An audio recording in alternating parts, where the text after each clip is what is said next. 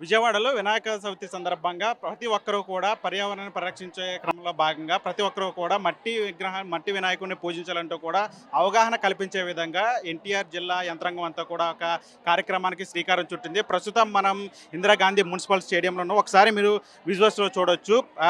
ప్రతి ఒక్కరూ కూడా మట్టి విగ్రహాలను పూజించే విధంగా కూడా అవగాహన కల్పించేందుకు ప్రతి ఒక్కరిలో కూడా మార్పు తీసుకొచ్చే విధంగా ఈ కార్యక్రమాన్ని చేపట్టారు. మీరు ఒకసారి విజువల్స్లో చూడొచ్చు. దాదాపు ఇందిరాగాంధీ స్టేడియంలో 2000 మంది స్టూడెంట్స్తో ఈ కార్యక్రమాన్ని చేపట్టారు. దాదాపు 2000 మంది విద్యార్థులు ఈ మట్టి విగ్రహాలను తయారు చేస్తున్నారు. మీరు ఒకసారి విజువల్స్లో చూడొచ్చు. ప్రతి ఒక్కరూ కూడా ఇందులో కార్యక్రమంలో భాగమై విద్యార్థులందరూ కూడా మట్టి వినాయకుడిని తయారు చేస్తున్న దృశ్యాలు మీరు ఒకసారి విజువల్స్లో చూడొచ్చు. అటు ఎన్టీఆర్ జిల్లా యంత్రాంగం, పొల్యూషన్ కంట్రోల్ బోర్డు, అదేవిధంగా మున్సిపల్ అధికారుల ఆధ్వర్యంలో ఈ కార్యక్రమం జరుగుతుంది. మొత్తం విజయవాడ వ్యాప్తంగా ఉన్నటువంటి ఇక్కడ ఇందిరాగాంధీ స్టేడియంలో 2000 మంది విద్యార్థులతో, మరోవైపు 3 విద్యా కేంద్రాల్లో మరొక 3000 మందితో కలిపి మొత్తం 5000 మట్టి విగ్రహాలు తయారీకి జిల్లా యంత్రాంగం శ్రీకారం చుట్టింది. అందులో భాగంగా ఈరోజు 2000 మంది విద్యార్థులతో ఈ కార్యక్రమాన్ని చేపట్టారు. మీరు ఒకసారి